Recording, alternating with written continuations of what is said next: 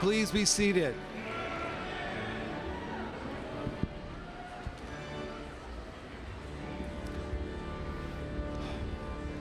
Bienvenidos, shalom, alan wasalam, yokoso, jambo, welcome and hello. Good afternoon and welcome to our 95th commencement, celebrating the achievements of the class of 2019.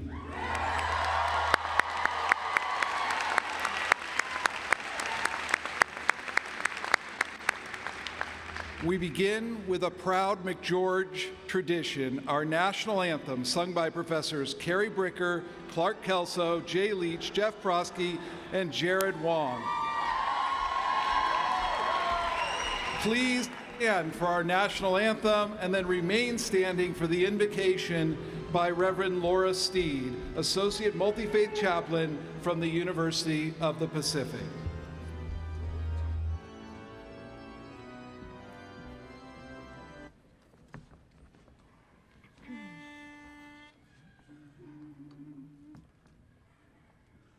Oh, say, can you see by the dawn's early light what so proudly we hailed at the twilight's last gleaming, whose broad stripes and bright stars through the perilous fight, oh, the ramparts we watched were so gallantly streaming, and the rockets' red glare, bombs bursting in air, gave proof through the night that our flag was still there.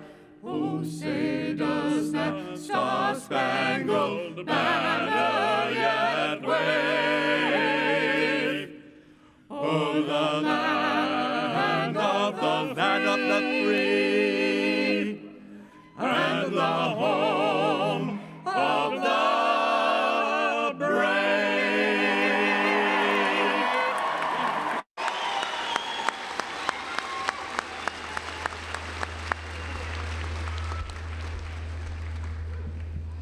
Good afternoon. For those who would like to join me, we offer up this prayer. O Holy One, author of all wisdom, source of truth and hope, we humbly acknowledge your grace today, and we ask your blessing on this ceremony as we affirm the achievements of our graduates.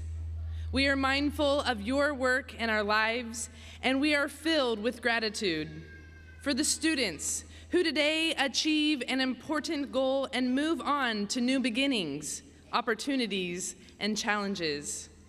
For the faculty and staff members whose commitment to teaching has challenged their students to seek understanding and justice. And for the family, friends, and mentors whose support and encouragement were critical to their pursuit of success in and outside of the classroom. O Holy One, source of life and source of compassion, bless this day of celebration, a day of joyful memories, a day of hopeful beginnings. May it be so. Amen.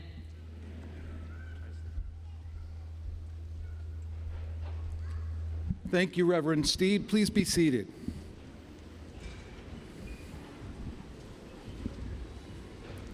I am now pleased to introduce to you our distinguished platform party.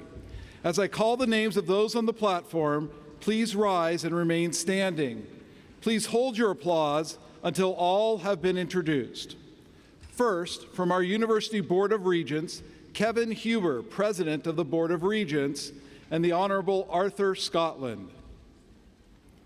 Second, our keynote speaker, the Honorable Dana M. Sabraw, United States District Court, Southern District of California. Third, our university leadership, Dr. Maria Pallavicini, University Provost and Executive Vice President for Academic Affairs, Dr. Steve Jacobson, Interim University Vice President for Student Life, Ken Mullen, University Vice President for Business and Finance, Art Speckler, Vice President of Technology and Chief Information Officer, Reverend Laura Steed, Associate Multi-Faith Chaplain. Fourth, a few special acknowledgments. For all of us at the law school, this spring has been a particularly challenging time as we are having to say goodbye to an unusually large number of beloved colleagues. The following faculty are retiring and have been named emeriti faculty: Professor Julie Davies, Professor Dorothy Landsberg, Professor John Myers, Professor John Sims, and Professor Kojo Yalpala. We are also sadly saying goodbye to Professor Lindsay Blanchard and to visiting professors Kerrigan Bork and Stephen Cody. Please join me in applauding our colleagues' wonderful and profound contributions to McGeorge and to our students.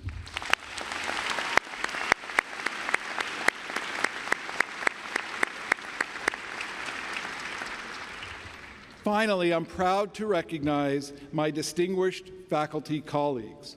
One of my favorite experiences in my first 2 years as McGeorge's dean has been getting to know my colleagues. My colleagues have diverse and impressive backgrounds. They employ a wide range of teaching styles, and they pursue an exciting variety of scholarly interests. They have earned reputations locally, nationally, and internationally as scholars and as public servants. But in one respect, they are alike.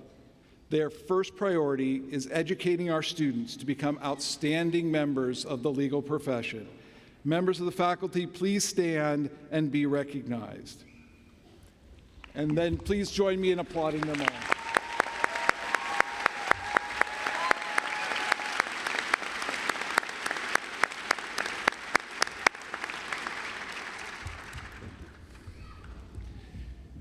It is now my great honor and pleasure to introduce to you an inspiring McGeorge alumnus, a humble and kind man, a San Diegan whom I would argue is a Sacramentan at his core, and a gentleman who has married well, Judge Dana M. Sabraw of the United States District Court, Southern District of California. You can read his full bio in the program. I will focus on my favorite parts, and I hope you'll find proof of each of my characterizations in my choices. Judge Sabraw was born in the Bay Area and raised in Sacramento. He is a graduate of San Diego State University, where he received a Bachelor of Science with distinction in Criminal Justice Administration, and he is a graduate of McGeorge, from which he graduated in the top 10% and served on the Law Review. Judge Sabraw started at Price, Postle, and Parma in Santa Barbara, California as a commercial litigator, and then went to Baker & McKenzie in San Diego, becoming a partner in 1992. In 1995, Judge Sabraw was appointed to San Diego's North County Municipal Court, and in 1998, he was elevated to the Superior Court. In 2003, he was appointed to his current position as a federal trial court judge by President Bush and unanimously confirmed by the Senate. Over the past 15 months, Judge Sabraw has become somewhat of a national figure, and I would argue a hero, for what he would tell you is merely doing his job. In February 2018, Judge Sabraw was assigned a case in which the American Civil Liberties Union sued the U.S. government on behalf of a Congolese woman who had been separated from her 7-year-old daughter when she presented herself at the border seeking asylum. The case became a class action suit challenging the administration's policy of separating families who cross the border. In June 2018, Judge Sabraw entered a nationwide injunction ordering an end to family separations at the border.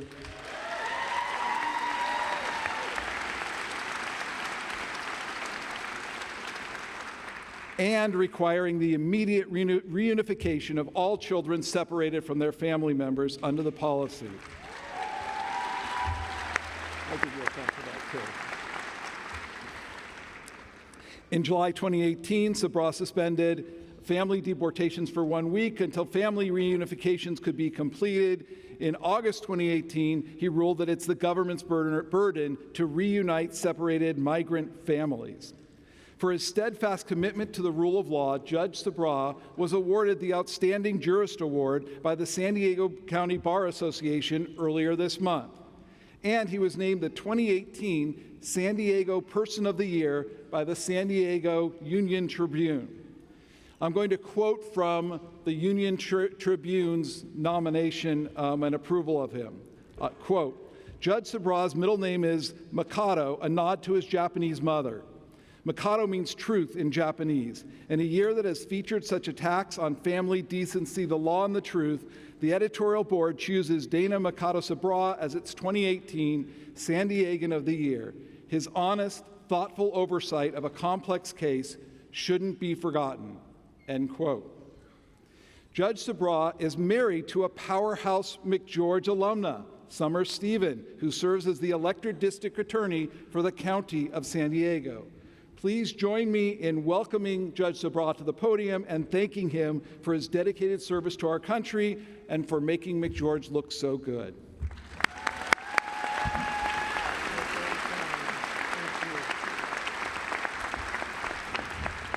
Well, thank you, Dean, for those very kind comments, and I'd like to thank Madam Provost, this distinguished faculty, all of the staff, and in particular, the class of 2019 for allowing me to be here today. It is such a great honor.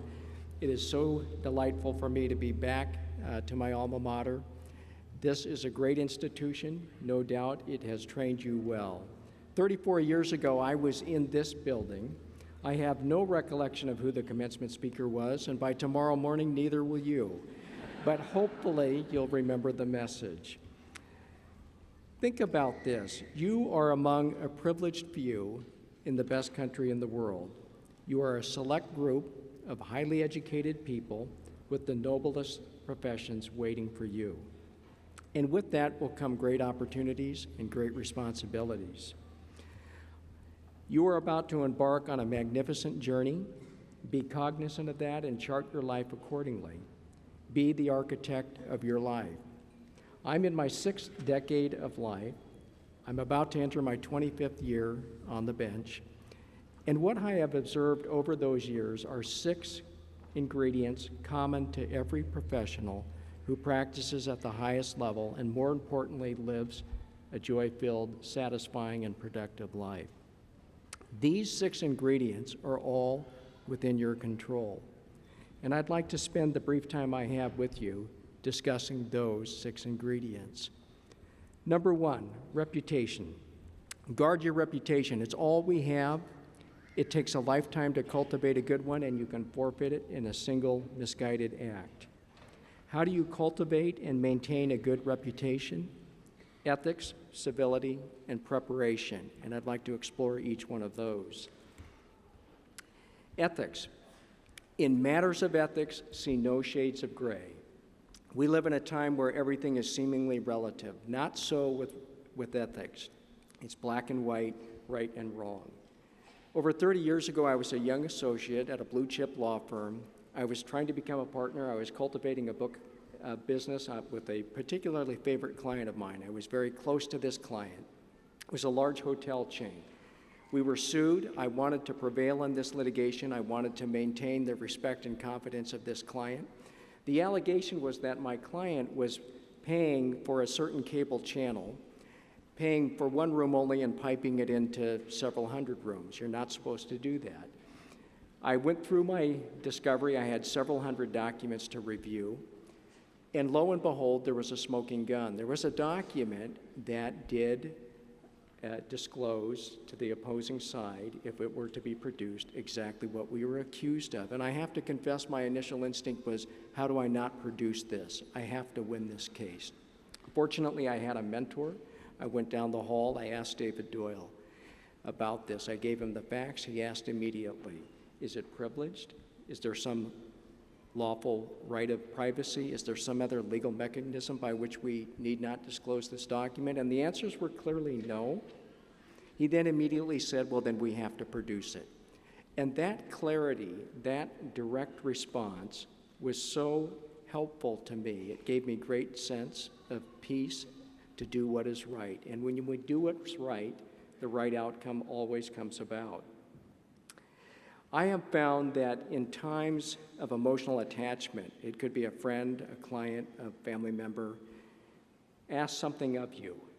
And they may not know the ethical ramifications of it, but you do.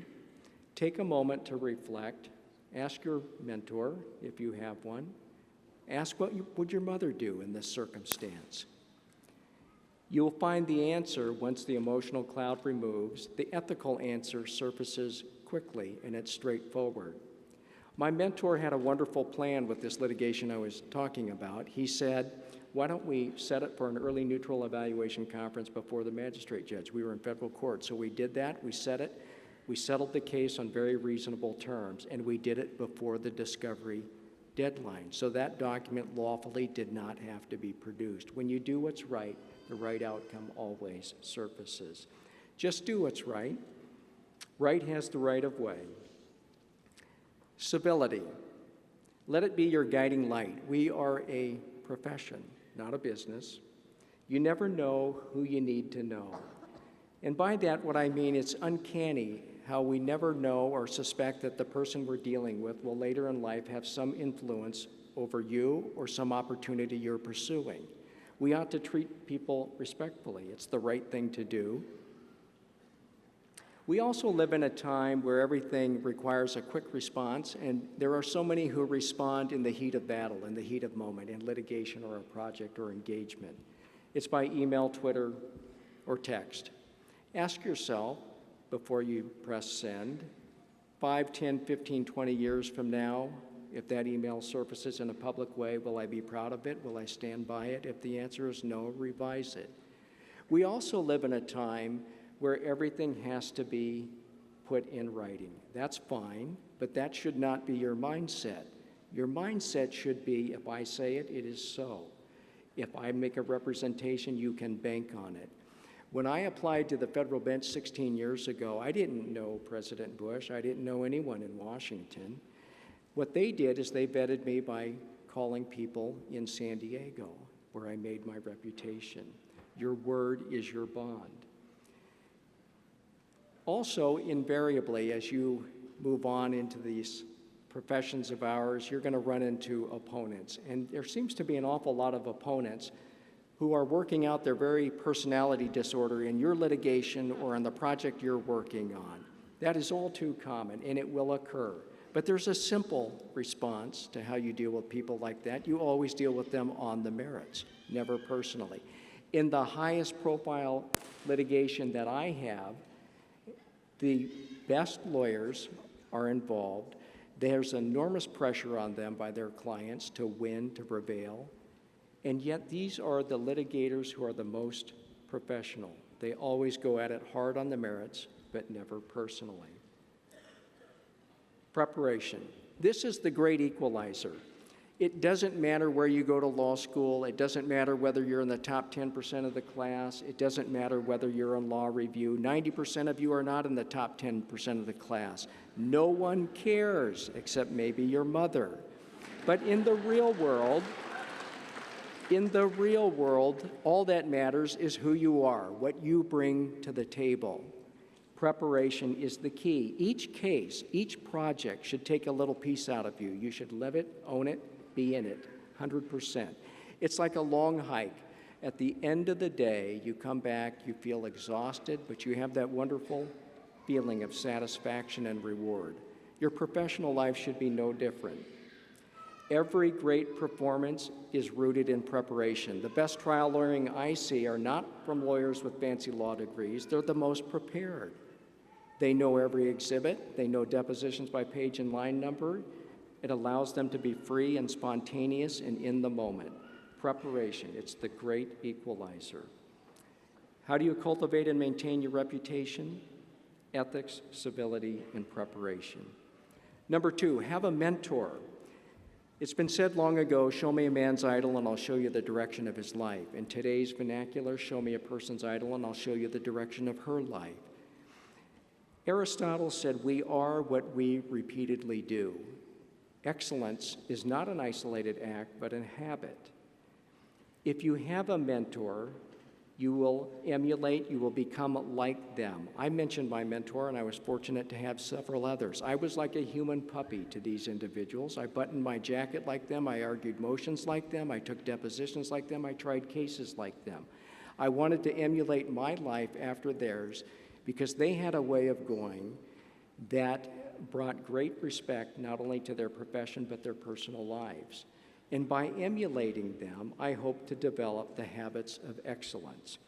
And if you're not with a large organization where there's a ready reservoir of mentors available, you should reach out to your professional associations. People always want to help. All you have to do is ask. Have a mentor. Number 3, attitude. Have a good one. You're in control of this. This is the good news. There are many kinds of attitudes, good ones and bad ones. Why not have a good attitude? I read a wonderful book a long time ago. Many of you, I'm sure, have. If you haven't, I urge you to read it. It's written by Richard Carlson. It's called Don't Sweat the Small Stuff, and it's all small stuff. There's a wonderful provision in that book, and in it, he describes all of us, men and women, where there are many days in any given month where we wake up and we feel kind of crummy. We don't really want to go to work, so how do we deal with this?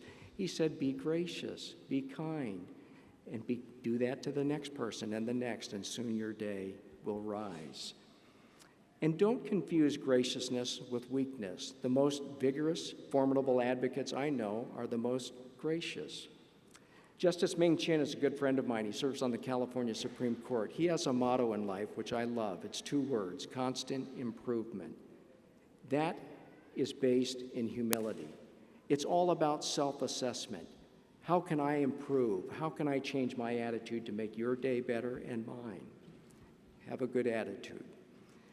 Number 4, have long-range goals. The light of my life I met here at McGeorge. Summer Steffen, the dean, was kind enough to mention her. She was the student body president in 1986. I graduated the year ahead of her. We may, I think, be the most romantic couple in San Diego. I don't know, but I want to describe to you a regular conversation we have. It started when we were newlyweds, and it continues to this day. We ask ourselves periodically, I will ask her, where do you see yourself 5, 10, 15, 20 years from now? She started as a deputy DA, and her goals were set in that office. She is now the district attorney of San Diego County.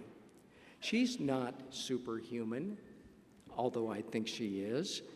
What she has done is she's lived her life in accordance with these principles, and she's simply tried to do the right thing at the right time for the right reasons. Harry Truman, he's one of my favorite presidents. They said of Harry Truman, if Mr. Truman can be president, so can the man next door. And that's what makes America great, and that's what was great about Harry Truman. He lived in these principles, and he did the right thing at the right time for the right reasons. They said of Mr. Truman, when he was a young farmer, he would put his plow in the ground, look a quarter mile down the horizon, and let his horses step out. And that's how he lived his entire life. It's like driving a car. If you want to go straight, you look down the road, way down the road, not at the hood where you go side to side. The arc of your life will follow the goals you set. Number 5, be where you are. Be present in the moment. Set the foundation, do small things well, be indispensable. One of my favorite times in life was when I was a father coaching my son's Little League team. Invariably, in every game, when we were on defense, 9 players out in the field, the pitcher's getting ready to pitch to the batter, there's 1 or 2 of your boys, these are little guys, who's looking in the opposite direction. They're not looking at home plate, they're looking at a butterfly or something else in the other direction. When we would finally make our 3 outs, often, which took a painfully long time, we would huddle up those boys, and I would tell them, be where you are. Right now, we're playing baseball. Get your head in the game. There is nothing more important, and your professional life should be no different. And you have to do numbers 4 and 5 together. I know too many people who are present in the moment, but they don't have long-range goals, or who have long-range goals, but they're not present in the moment. They go together. Number 6, and finally, balance in your life. Dr. Albert Schweitzer, he's a wonderful French theologian, said this: the tragedy of life is what dies inside a man while he lives. The tragedy of life is what dies inside a man while he lives. He also said, don't let your Sundays be taken from you. If your soul has no Sunday, it has no soul. That is so true. You have to set and schedule important events. Make them happen. Family, faith, exercise, hobbies, community service, whatever it may be, you have to plan and schedule and make it happen. So I leave you with these thoughts. You are poised to live a very special life. You really are. One that only a privileged few have the opportunity to experience. Don't squander it. Seize the moment. Be the architect of your lives. If you guard your reputation through ethics, civility, and preparation, have a mentor and work assiduously on your attitude, cultivate long-range goals while being present in the moment, and maintain balance in your life, you will have a deeply rewarding career and life. It has been an honor speaking to you today. Thank you.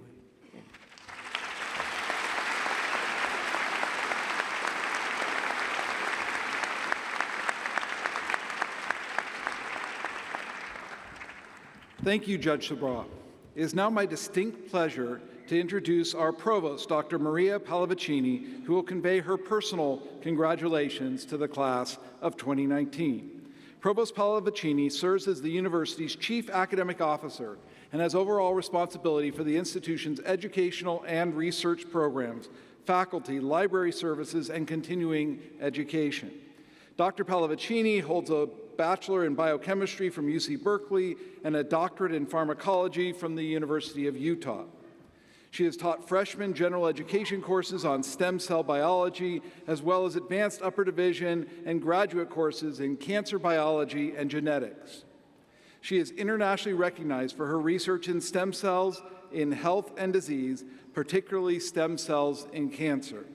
Provost Pallavicini works closely with faculty, deans, I can testify to that, and student life to ensure academic opportunities and experiences at Pacific are excellent. Please join me in welcoming Provost Pallavicini.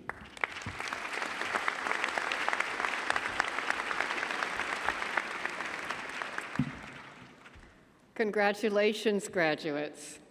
Congratulations to your friends and the family who are here to see you graduate. The day you've been waiting for has finally arrived.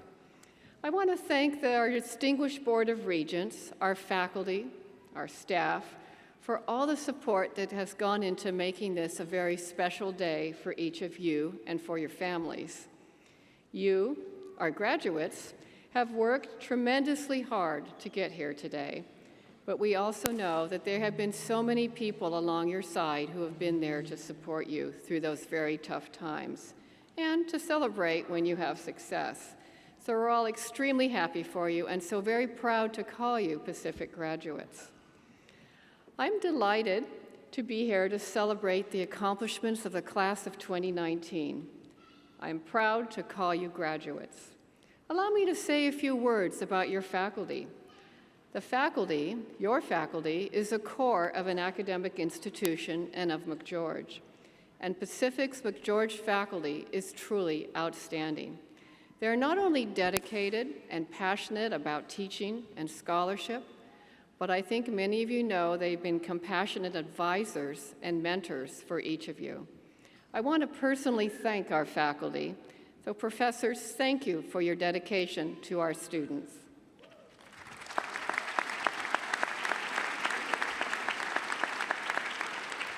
Today is all about that dedication the professors have for each of you. It is why they do what they do. And graduates know that this is not the end of that special relationship you have with your professors.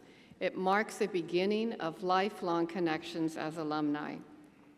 You have attended McGeorge at a very special time. It's one of our new beginnings. And through your time here, your efforts have been there to continue to shape our law school for the 21st century. Today's world is complex, it's dynamic, and it's fast-paced. It demands critical minds, ethical hearts, and a willingness to work together. Fortunately, the education you received at McGeorge has prepared you to thrive in this world and to lead a life of excellence, principle, and service. So graduates, I wish you well on the steps ahead. I believe that you have the knowledge and the skills to help shape a better work. I look forward to seeing what you accomplish in the next years to come. Congratulations.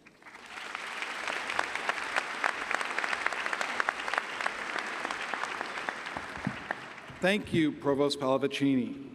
The graduating class has selected 2 student speakers, one to represent the JD program and one to represent our master's programs. Representing the master's programs is Michaela Wedding. Ms. Wedding was raised in the Sacramento area and earned her bachelor's degree in ethnic studies and women's studies from Mills College in Oakland, California. During her time here at McGeorge, she has worked for the City of Sacramento as an analyst, served as the representative at large for the Student Bar Association, and the co-chair for the Master's Committee for the 2018-2019 school year. Ms. Wedding?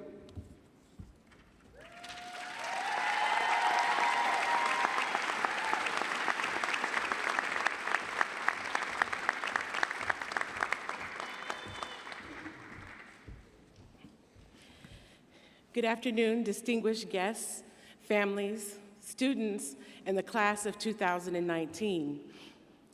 Thank you to Dean Swartz, university regents, provosts, and other distinguished faculty. I would also like to take a moment to thank Dr. John Curlin and Dr. Marcy Palinelli, who have created this program and helped all of us be here today. Long ago, when I was a teenager, I had the opportunity to see Shirley Chisholm, who was the first African-American woman elected to the United States Congress, speak at Sacramento State University. And by opportunity, I mean my mother, who is a professor there, made me go. And while I don't recall every word that was spoken, what did break through my teenage angst and ire was a phrase she repeated throughout her presentation. She said, "If you can, you must. If you can, you must." These 5 words have made an indelible impression upon me and have inspired me at various times throughout my life. In fact, it is these very words which brought me to McGeorge School of Law as a master's student in the Public Administration and Public Policy program. Master's students in every program, Public Administration, Public Policy, LLM, Master of Students, MSL, Master of Studies in Law, LLM, Masters of Laws, and also the JSD programs. We students feel a responsibility to make things better. Many of us are working professionals, teachers, administrators, managers, analysts, lobbyists, paralegals, police officers, firefighters, active duty military, and so on. We spend long days at work, long nights in classes, and even later nights, weekends, and holidays studying, researching, and writing, all while we attend to our family obligations and our lives outside of campus. During our time in our programs, some of us have brought new life into the world, and some of us have had to say goodbye to loved ones who've passed on. We've had breakthroughs and a couple of breakdowns, and it is no small feat that we are here today. We are dedicated to public service. We are change makers, innovators, influencers, and transformers who want to make a difference in our careers, our families, our communities, and the lives of others. And since we can, we must. We can and we must take our passion, our experience, the professional skills we've learned in our programs, and our commitment to service, to shape legislation, impact policies that ensure environmental protections for the air we breathe and the water we drink. We can and we must, now more than ever, be catalysts for social justice, educational reform, healthcare accessibility, fair and just immigration policies, and governmental and financial transparency and accountability. We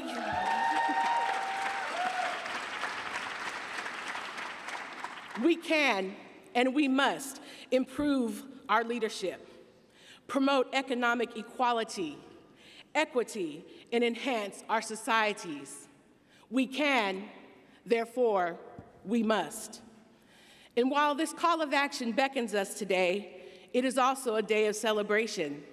Indeed, we are obviously here to celebrate our graduation from the University of Pacific McGeorge School of Law. But it is also a day to celebrate all of the choices and events that during this journey which have brought us here today. During orientation, tucked inside my neatly assembled packet, was a bookmark that read #I chose McGeorge. I've pinned this bookmark to my cubicle walls at work, yes, to boldly declare and to brag a bit that I'm a student at McGeorge, but also as a reminder to myself of what I want to accomplish. And since I can accomplish it, I must. Today is a day for all of us to celebrate that choice.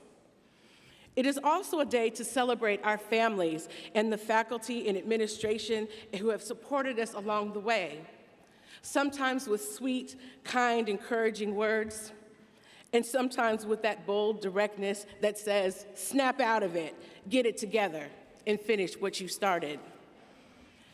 It is also a day to celebrate that moment we chose to rise above those who doubted our decisions to go to graduate school, those who didn't support us or believe that we could do it. I once had a supervisor tell me that I was not her equal. That statement profoundly affected me. Her words replayed in my head for days, perhaps weeks, maybe even months. But as time passed, the voice quieted, but remained.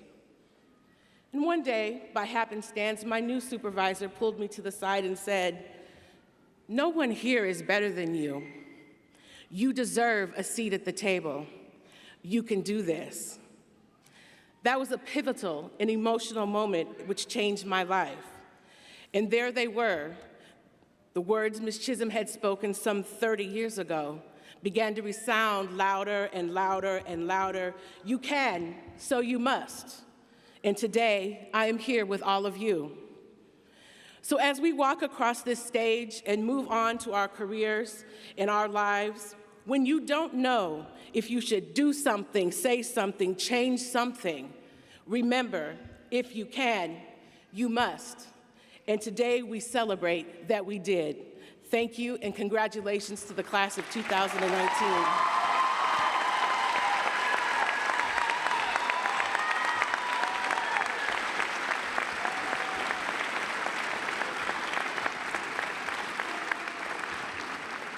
Wow, thank you, Michaela. Representing the JD programs is Monica Silver. Ms. Silver,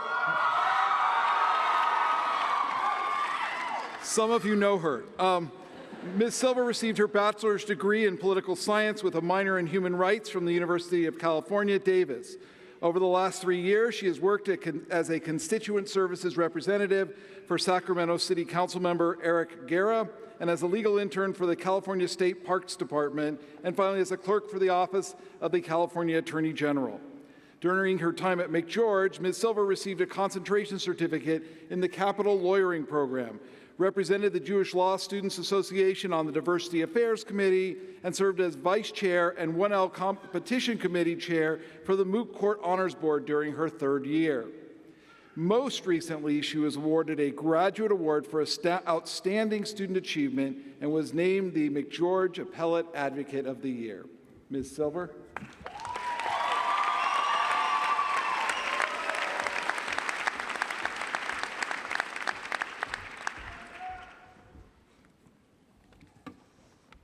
Good afternoon, fellow graduates, esteemed faculty and staff, friends, and family. It's truly a privilege to be selected to speak today as we celebrate our accomplishments and take our first steps towards our futures in the legal profession. Before I begin, I would like to take a moment on behalf of all of us to thank our families, friends, loved ones, and everyone who has supported us here today. I'd like to also extend a personal thank you to my family and friends who are here today supporting me.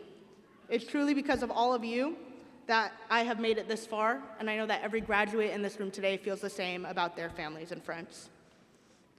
I'd also like to acknowledge and extend our gratitude to the administration, the faculty, and the staff for the contributions that you have all made to our academic and educational experience here. To paraphrase Thomas Jefferson, it is the practice of lawyers to question everything, yield nothing, and talk by the hour. As I stand before you today, I'll make two promises. I won't talk for an hour, and I won't bill for my time speaking today. All jokes aside, after the countless unbillable hours that we've spent studying, writing, researching, and working, I'm confident that every McGeorge student here believes that they know everything there is to know about the law. In fact, most of us probably thought we were ready for practice after our first year here. However, there's a reason that the legal profession is often referred to as the practice of law. Our education in the law doesn't end today. We will spend the rest of our careers learning about the law. But at least we won't ever have to worry about getting a Professor Vitello or sprinkling cold call ever again. A good lawyer's strength is in not knowing everything, but rather in being willing to continuously educate themselves in order to serve their community and their clients. And at McGeorge, we're in the practice of molding not just good, but great lawyers. Despite what we likely all believed when we first started law school, a lawyer's success isn't measured by law school GPA, class ranking, or even the amount that's written on our first paycheck. Although I'm betting most of us hope that that last one has quite a few zeros on it. As Justice Louis D. Brandeis said, if we desire respect for the law, we must first make the law respectable. What does that mean, to make the law respectable? I'm sure that every graduate seated here today has a different interpretation or understanding of how to do that. To me, it means reminding myself that I don't always know everything, that I have to continue to learn, to evolve, to look at things from every side. To be respectful as lawyers, we must recognize that we are the purveyors of the rule of law in our society, advocating not just for clients, but for our global society as a whole. And our experiences here at McGeorge have prepared us to be those advocates. Our externships in the public sector, our continued service to the community through our various legal clinics, our advocacy program, ranked 7th in the nation. They've all prepared us not only to represent clients, but also to be purveyors of the rule of law. And while all of our experience, our knowledge, our expertise in the law is important, what's been equally important in our law school experience is the strength of the connections that we've made to each other. We've become a part of each other's lives. We've celebrated joyous occasions, marriages, engagements, the birth of new children. We've supported each other when we've lost friends, parents, siblings, and loved ones. Although we've been competing with each other and with ourselves throughout this entire experience, we've applauded each other's successes, and we've offered support every time we were not as successful as we had hoped. There's no doubt that law school was as terrifying, difficult, and exhilarating as everyone told us it would be. I'm sure that none of us will ever forget attempting to shrink down in our seats in that first semester of class, avoid the dreaded cold call, the rush of standing before a GLS2 class for the first time and saying, "Good morning, Your Honor, and may it please the court," while also praying that we would be allowed to make it through our roadmap. The horror at making it through a 20-page Supreme Court decision, only to find a 15-page Scalia dissent waiting on the other side for us. But for all of the fear and nervousness and dread that I'm sure we all felt, and maybe still do, there are so many memories that we will look back and smile at. We'll always recall heated debates and statutes and regulations about whether a hot dog is a sandwich or not.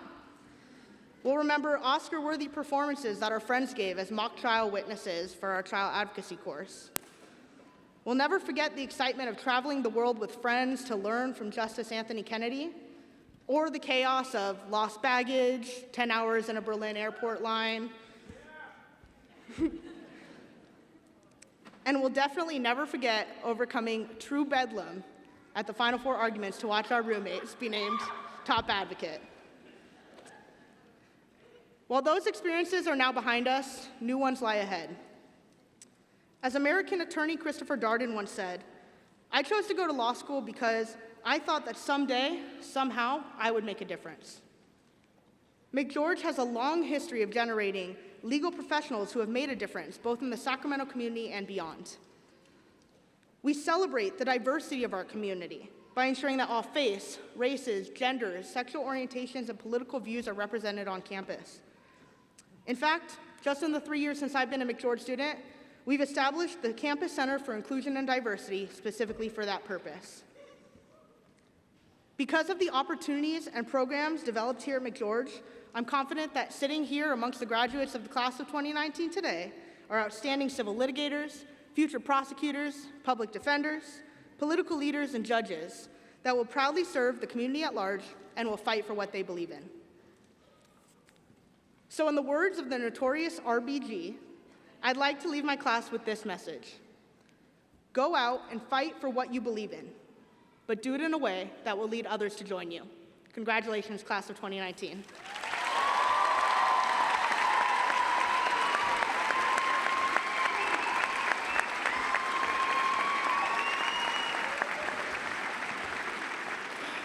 Thank you, Monica.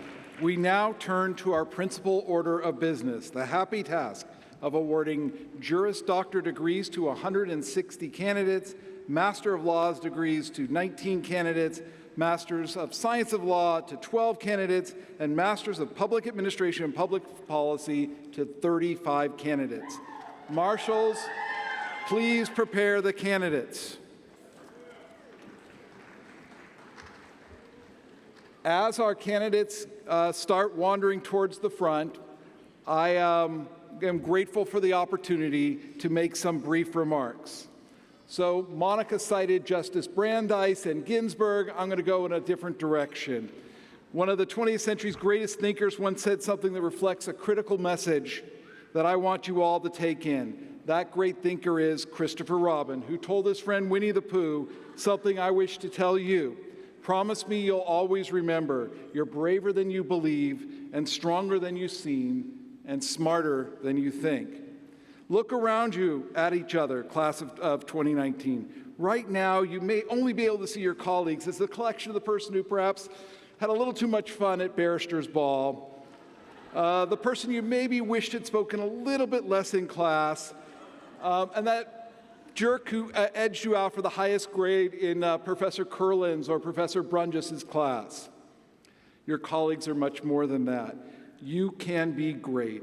As has been true for every McGeorge graduating class, sitting among you are future judges. Maybe a state Supreme Court justice, we have 2. A Ninth Circuit justice, we have 2 of those. Legislators, we got a whole handful of those. Maybe a state attorney general, we have 2 of those. General counsel to a major corporation. My favorites are our alums at Jelly Belly, Harley-Davidson, Dolby, and Chevron, and a slew of community leaders. We are so excited to follow your careers and share vicariously in your accomplishments. I'd like to now tell you a story that communicates another important message I want to share with you. Years ago, when I was a young lawyer and really nervous about handling a case all on my own for the first time, my boss told me this story. And the story comes from a very famous children's movie that has recently been remade. The movie is Dumbo.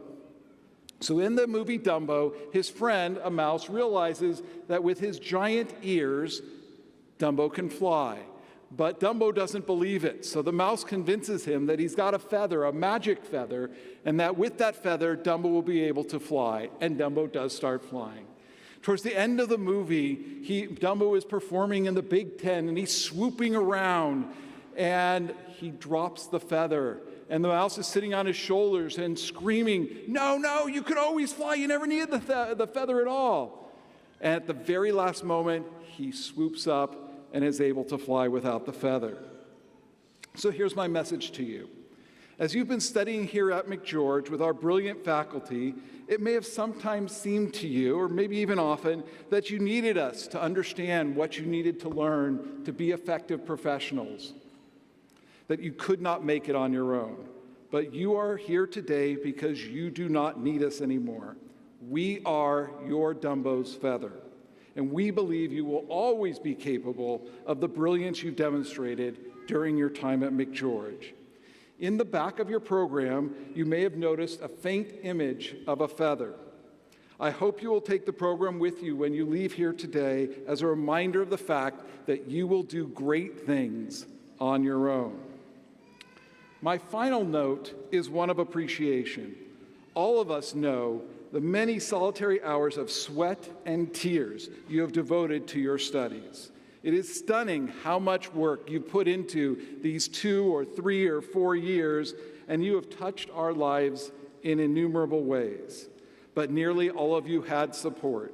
Please join me in thanking your spouses, significant others, mothers, fathers, siblings, other family members, and those of your friends who contributed to your success.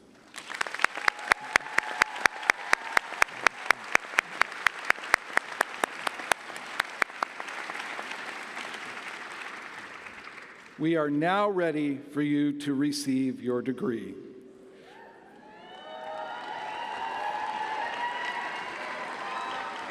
Provost Pallavicini, I am honored to present our graduates.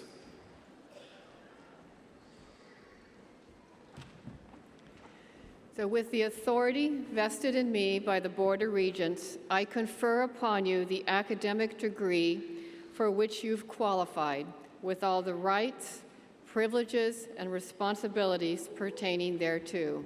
Congratulations.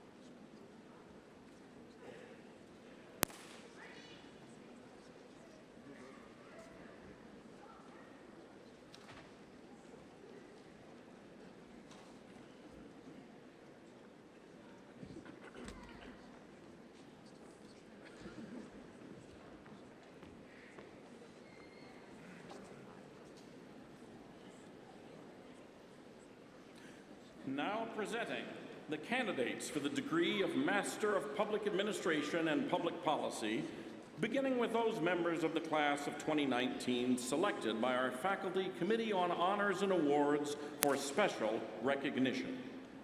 Recognized as the MPA student with the highest GPA with the MPA Award of Excellence, Karimi Drisi.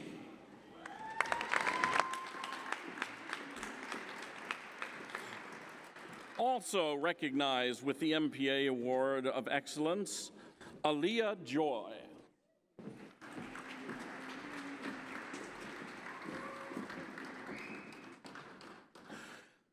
Recognized as the MPP student with the highest GPA with the MPP Award of Excellence, Andrew March, with great distinction, concentration in environmental law and policy. Also recognized with the MPP Award of Excellence, Jasmine Moroccan Hernandez, Order of the Coif, with great distinction, concentration in environmental policy. Thalea Moroccan Hernandez, concentration in policy change and sustainability.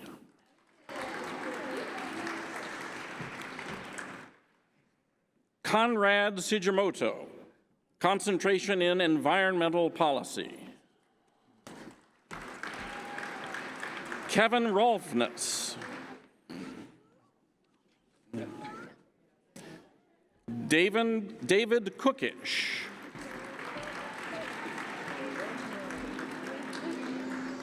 Robert McCarthy, concentration in water policy.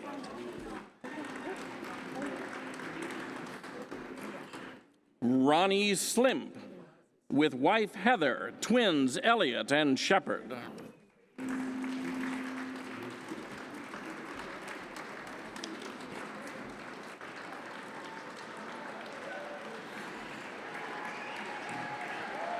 Nazif Arzbiji.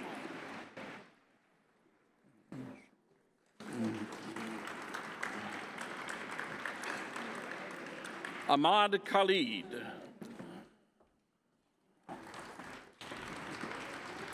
Nicholas Rutledge.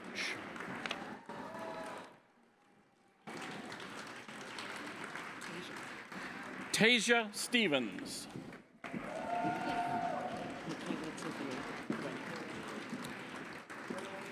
Michaela Tiffany Wedding.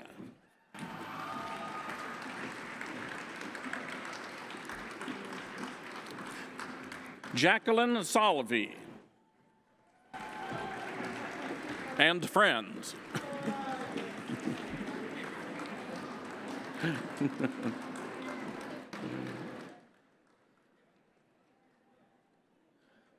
Katie Dillon.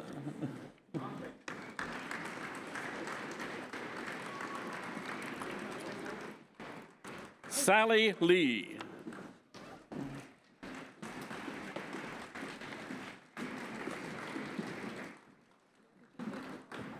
Matthew Olson with great distinction.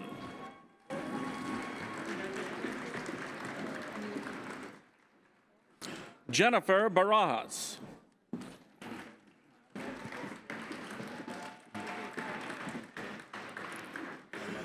Yesenia Cantero with great distinction, accompanied by her lovely daughter, Anania.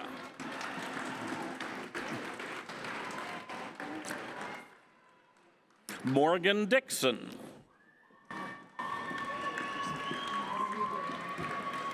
Marvin Trey Hunter III.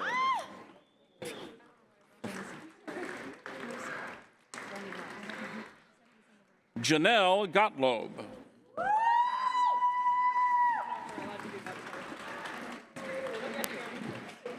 Brandon Four.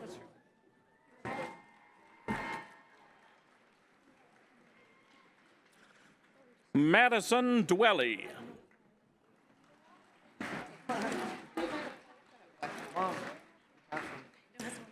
Divya Ram.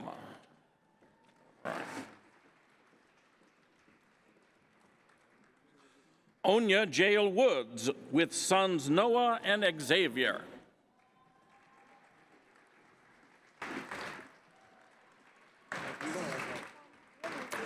Jenny Rodriguez, walking with her children, Anthony, Rudy, Vincent, and Janessa.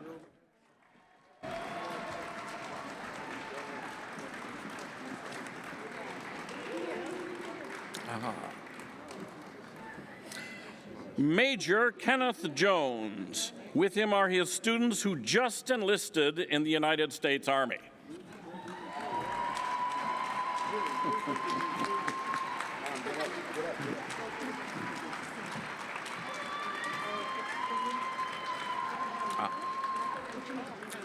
Sophia Kanan, accompanied by loved ones, family, and friends. Next grad is on my side. That's all what? Next grad is on my side. Oh.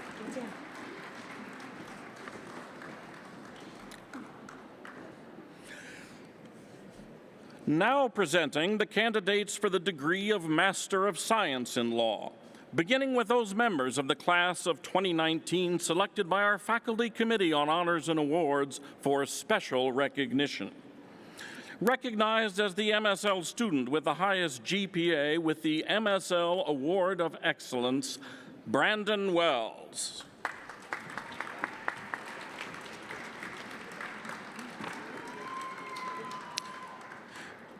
Karen Leatherman.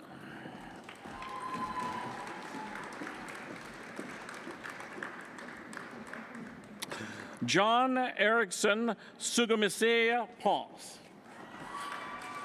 That was close.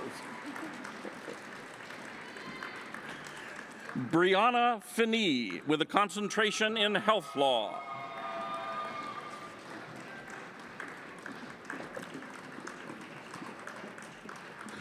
Cassandra Alakaraz.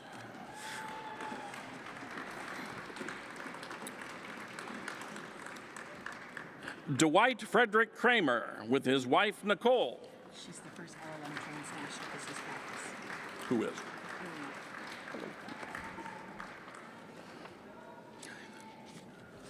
Now presenting candidates for the degree of Master of Laws in Transnational Business Practice, beginning with those members of the class of 2019 selected by our Faculty Committee on Honors and Awards for special recognition. Recognized as the graduating LLM student who most successfully demonstrated excellence in scholastic achievement with the LLM Award of Excellence, Alina Smirnova.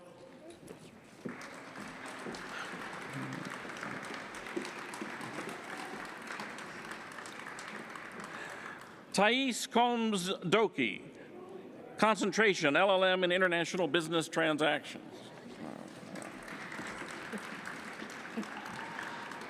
Halima Weiss.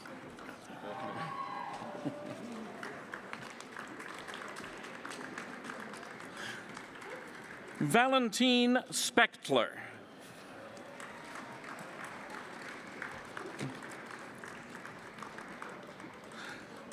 Rolando C. Boredom.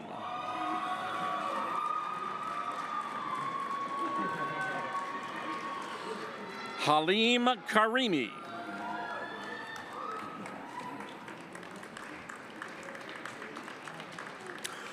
Mohammed Tamim Farzin.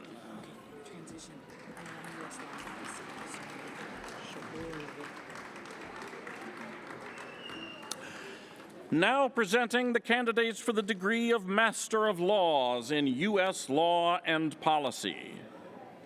Shapur Naveed.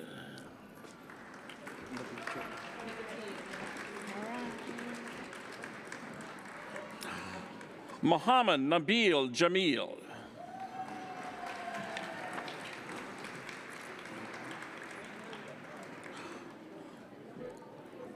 Nurullah Bahij. It's your first JD, right? This one is? Right here.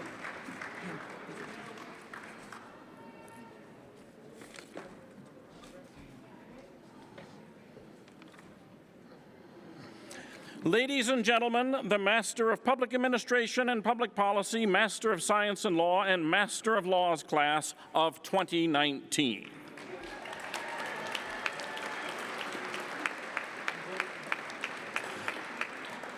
Provost Pallavicini, we now present to you the candidates for the degree of Juris Doctor, beginning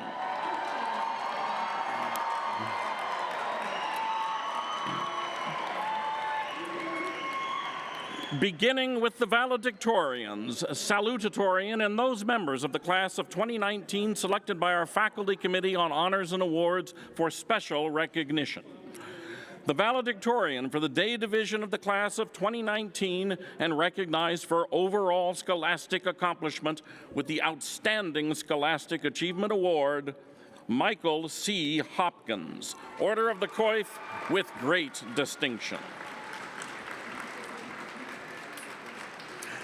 The valedictorian for the evening division of the class of 2019 and also recognized for outstanding scholarship and academic achievement with the Outstanding Graduating Senior Award, Paige Davidson, Order of the Coif with great distinction.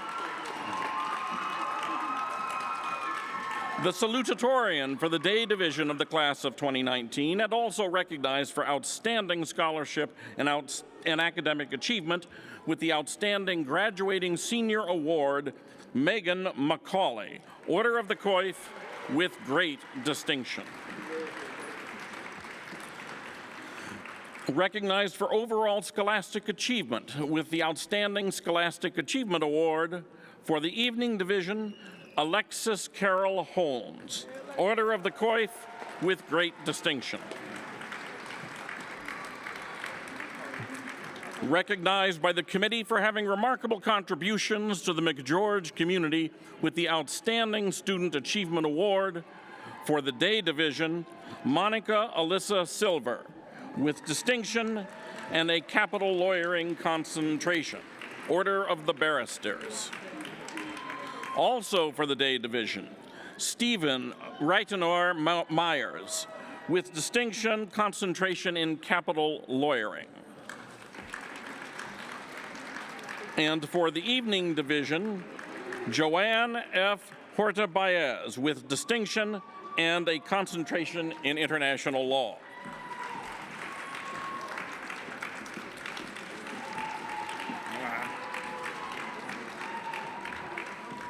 Recognized by the committee for best representing a combination of scholarship and leadership, qualities embodied by the American Law Institute and American Bar Association, with the Ali Abba Scholarship and Leadership Award for the Day Division, Daniel Francis Riley, Order of the Coif with great distinction, Order of the Barristers with wife and daughter. Also for the Day Division, Ricky Emmett Martirana Jr., Order of the Coif with great distinction and a business concentration in tax and business. And for the Evening Division, Michael J. Lano, Order of the Coif with great distinction and a trial and appellate advocacy concentration. Yeah. Recognized by the committee for having given the most significant service to the McGeorge community with the Outstanding Student Service Award for the Day Division, Andrew William Blan, with a trial and appellate advocacy concentration. Also for the Day Division, Sarah Ann Medina Steimer, with distinction.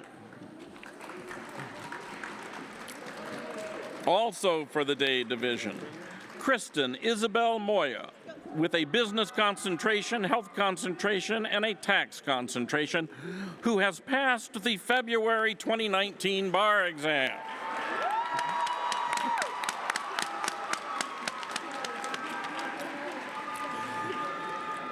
And for the Evening Division, Leonardo Sandoval.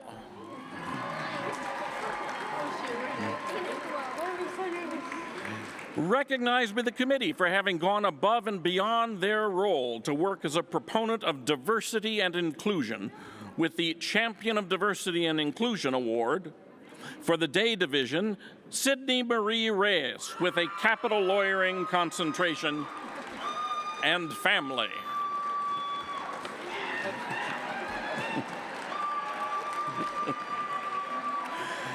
Also for the Day Division, Anna Lisa Thomas, with distinction.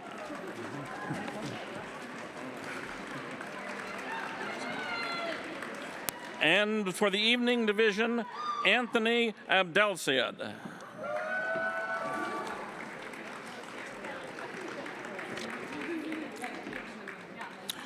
Kevin Bursey, concentration in water and environmental law.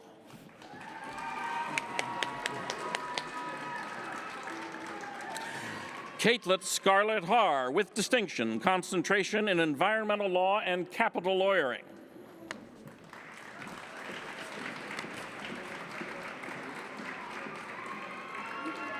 Sebastian L. Severa, accompanied by his wife Alexis, concentration in water and environmental law.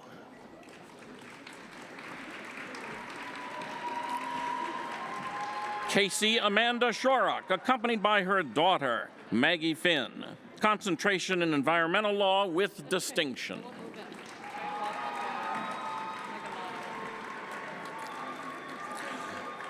Laura Elizabeth Winterberger, Order of the Coif with great distinction.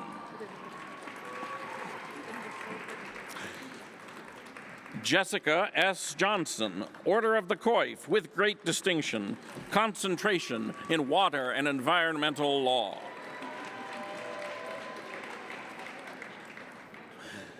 Emily Malliott, with distinction.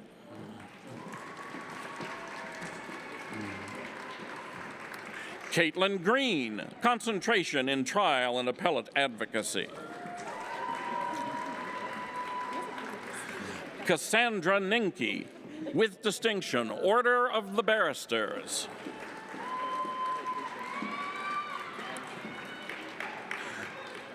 Libby Grodewall.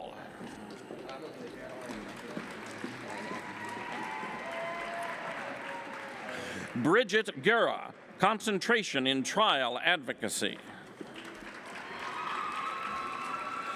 Tara L. Christian, with distinction, concentration in water and environmental law.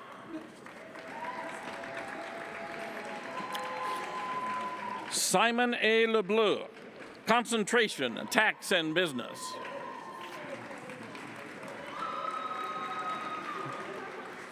Peter F. Weber, with distinction.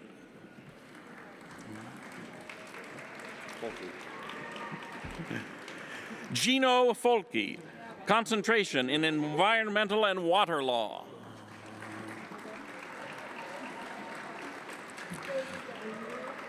Ryan Edward Eldred.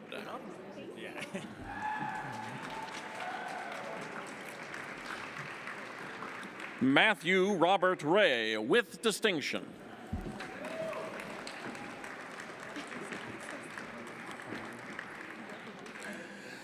Christina Giovanna Di Filippio, with distinction.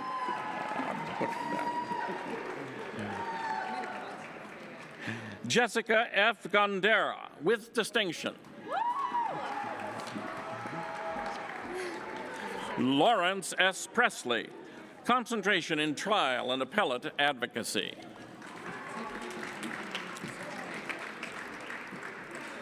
Kelly Patricia Walker, with distinction.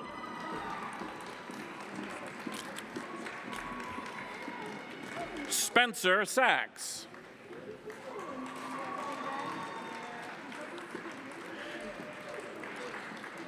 Jasmine Belinda Perez, with distinction, concentration in business and intellectual property.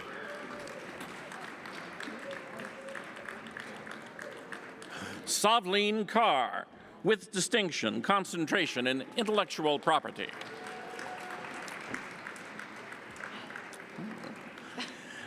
Sarah Elizabeth Fitzsimmons, concentration in capital lawyering.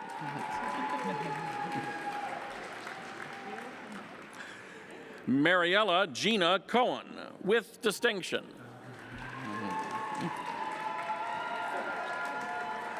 Jasmine Kaur, Order of the Coif, with great distinction, concentration in business.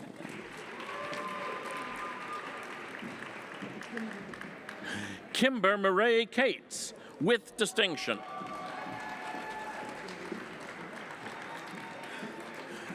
Tony Linares, with distinction, concentration in trial and appellate advocacy. Allison Kaylee Weeder, concentration in trial advocacy. Lynn Freeman, concentration in trial and appellate advocacy.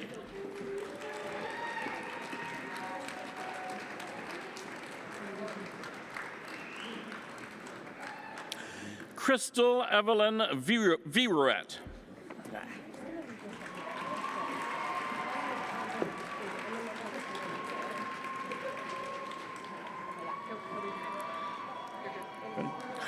Ximena Puente Renal. Arnau.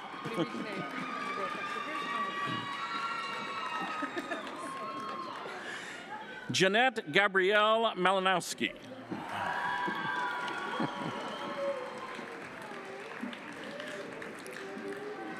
Jason Gregory Eldred, with distinction, concentration in business and tax.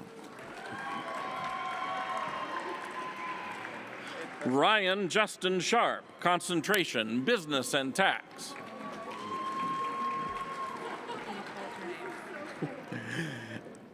Elise Danielle Rice, concentration in business.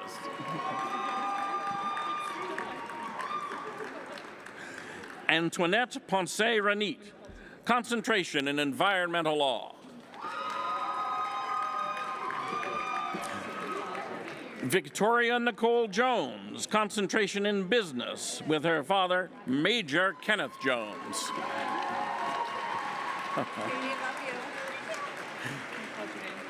Kathleen Teresa Diltz, with distinction.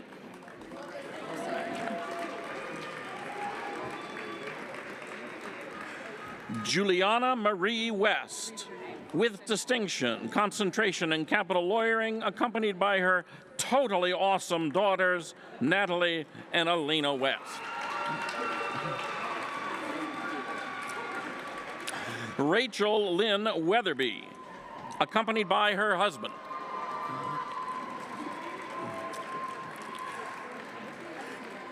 Kimberly Ann Barnes, with distinction.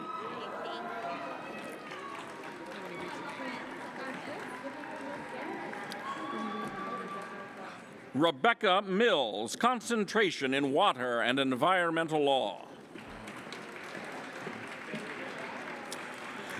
Daniel M. Ilaqua, concentration in health with spouse Kelly and daughter Reagan.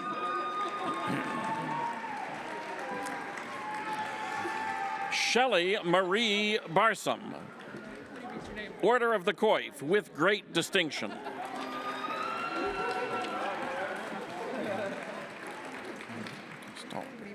Rosario Rochelle Stoliker, with distinction.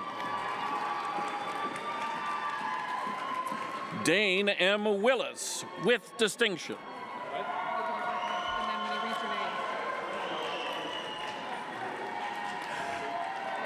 Daniel Aaron Britt, with distinction, concentration in business. Nicholas James Spatola.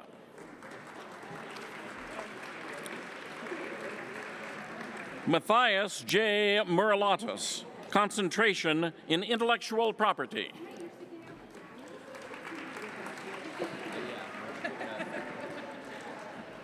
Anya Elisa Williams, concentration in business and tax.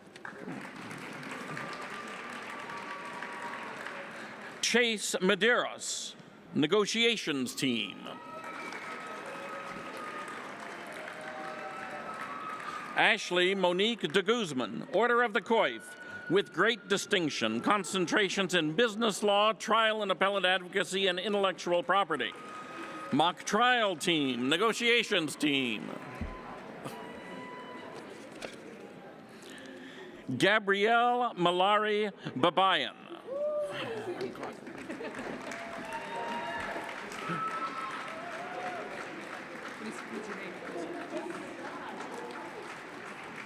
Marcus H. Williams.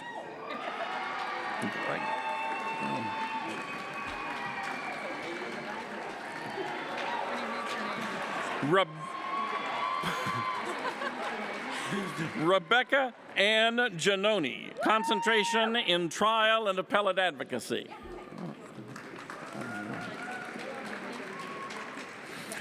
Stacy Rose Jackson, with distinction, concentration in trial and appellate advocacy. Joshua James Moon, concentration in taxation and business. Chelsea Marie Givens, accompanied by her son, Crew, concentration in trial and appellate advocacy. Eric A.C. Kodog, with distinction, concentration in business.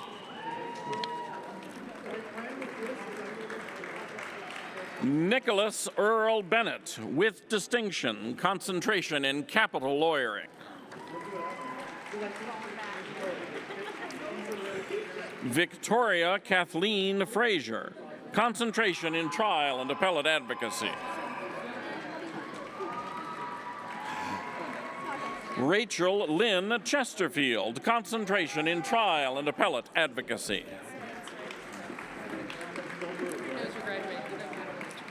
Erica Allison Butler, concentration in trial and appellate advocacy.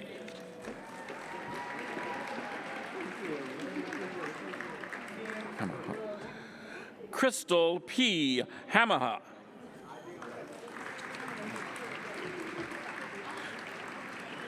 Garrett Matthew Mandel, concentration in business and tax.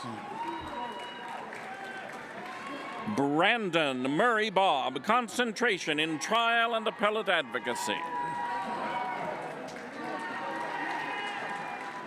Matthew R. Gallagher.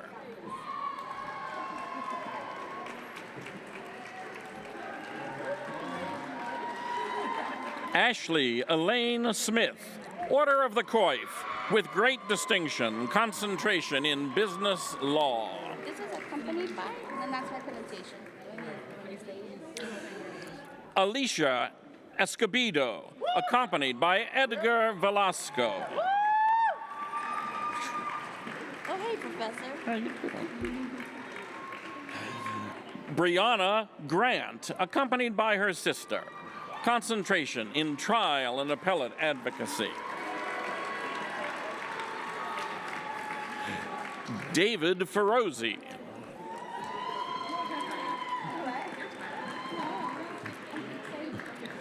David L. Lagme.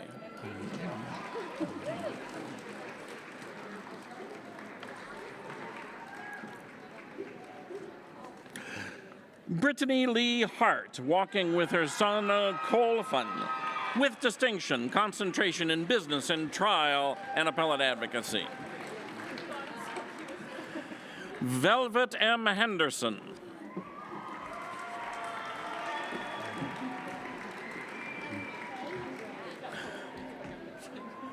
Rachel Elizabeth Dunham.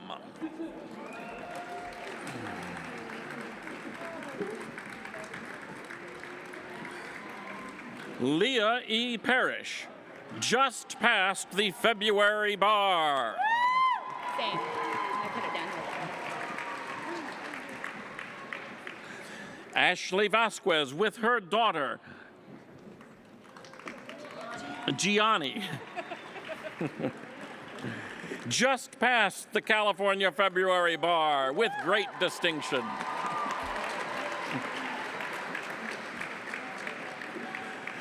Vanessa A. Corsetti, walking with her mom, Lala.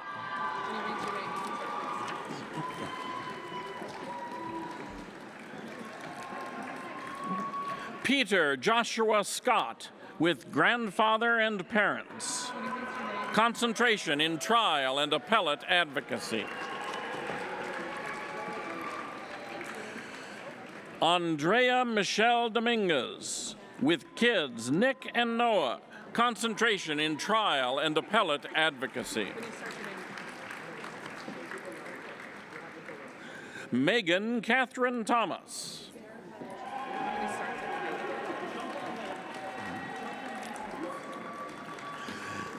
Lillian Hazel Butso, with distinction, concentration in trial and appellate advocacy.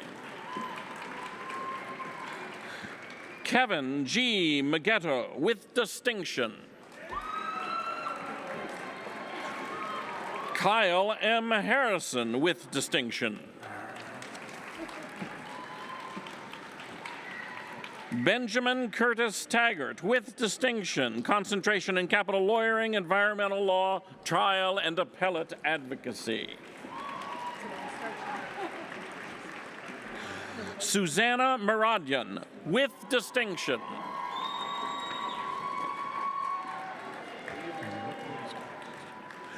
Robert Sarkeesian, with distinction, concentration in business law. Dylan Thomas DeWitt, with great distinction. Nicholas J. Sabatino, Order of the Coif, with great distinction, concentration in business and tax. Brian R. Delgado, with parents Carol and Bob and girlfriend Marissa, with great distinction, concentration in capital lawyering. Dylan Cole Marks, with distinction.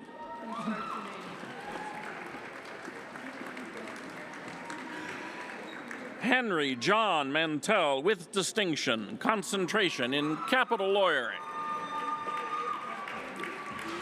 Forrest C. Macenti, concentration in international law.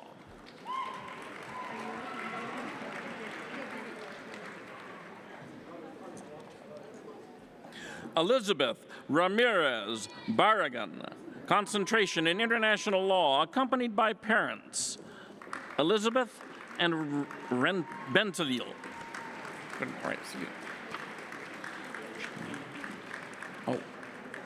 Vivian Lee, concentration in international law, accompanied by her sister, Vina.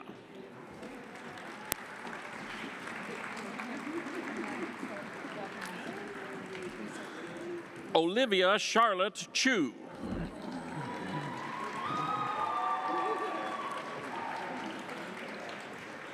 Anoop Kaur Lit, concentration in capital lawyering.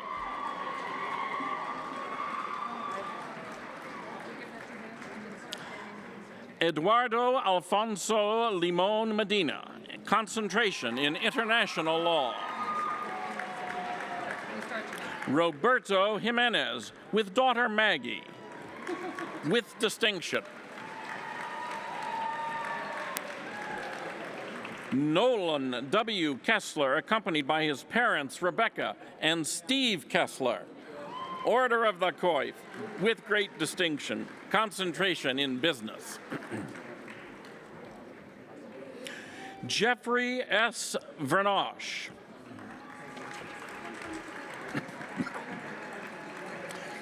Douglas R. Leach, national and international negotiations champion with distinction, concentration in intellectual property.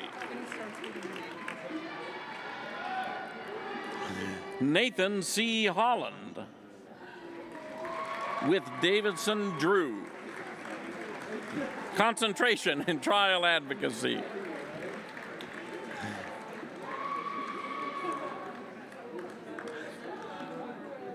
Suli Masterakis, with sons Stephen, Stefan, and wife Maria, with distinction. Sue Vang, accompanied by her mom, Showalter, with distinction. Sunny Rhodes. Too easy. It's too easy. It's too easy. Sonny Gill, concentration in capital lawyering, with his sister.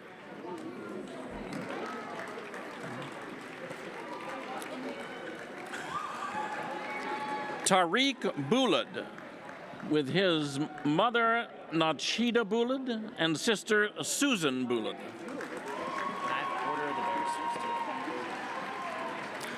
Davis C. Adams, with distinction, concentration in trial advocacy, Order of the Barristers.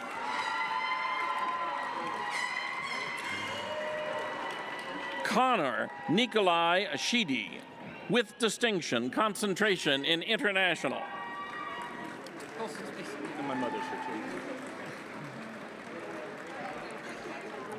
too. B. DeLong, Beau DeLong, with distinction.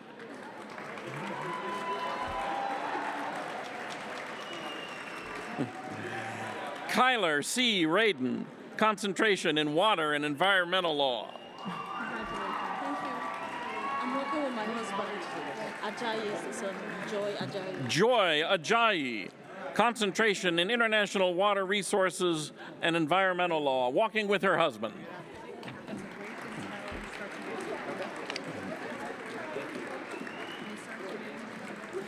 Marco Antonio Rodriguez Jr., with distinction.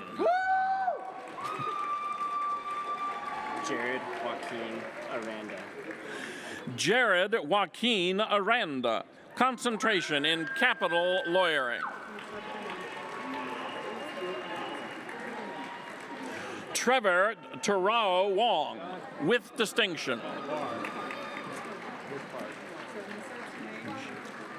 David Alexander Angiano, with distinction, concentration in trial and appellate advocacy. Yuri Grant, with distinction.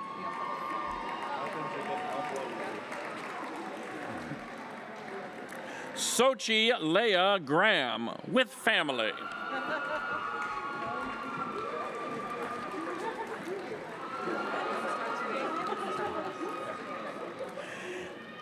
Alexandra M. Bowman, concentration in tax and business law. I graduated, I passed the bar last night, so I'm an attorney at law. Can you say that? Thank Brandon P. Jack, concentration, tax and business law. Passed the February bar exam, now an attorney at law. Just say Anthem. Chadrick Dion Punch and family, concentration in business. With wife and son. John Christian Green with wife and son, concentration in trial and appellate advocacy. Dylan Rupchuk with distinction, concentration in intellectual property. Megan McMahon, concentration in awesomeness.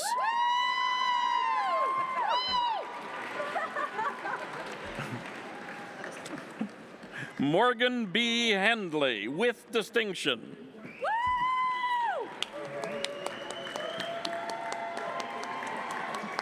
Anate L. Millers, concentration in trial and appellate advocacy. Caitlin Imura Andrich, concentration in business and tax.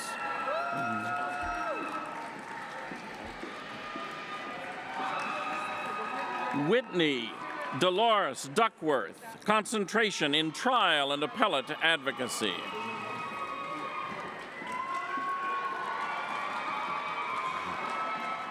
Andre Devon Martin with mom and dad, concentration in environmental. Yes.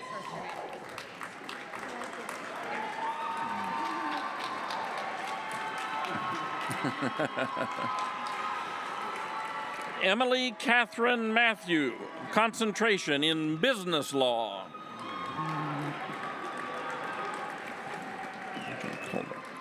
Marshall Lee Magicala, Jr., with distinction.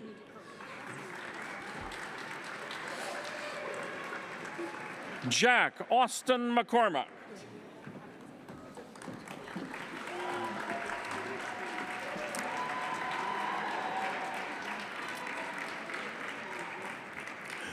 Ladies and gentlemen, the Juris Doctor degree class of 2019.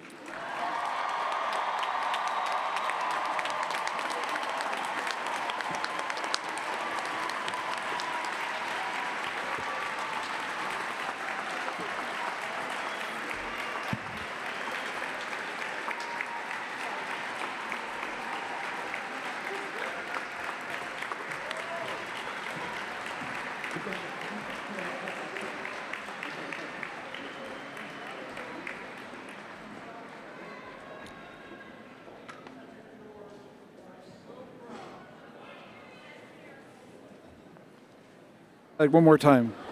No. Okay. I'll ad lib. Congratulations.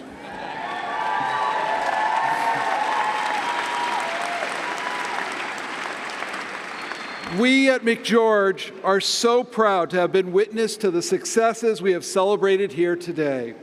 On behalf of the class of 2019 and our faculty and staff, please join us for a reception on the law school campus immediately following this ceremony. I look forward to greeting you there. Reverend Steed will now pronounce the benediction. Following the benediction, please remain in your seats until the graduating class has left the floor of the auditorium.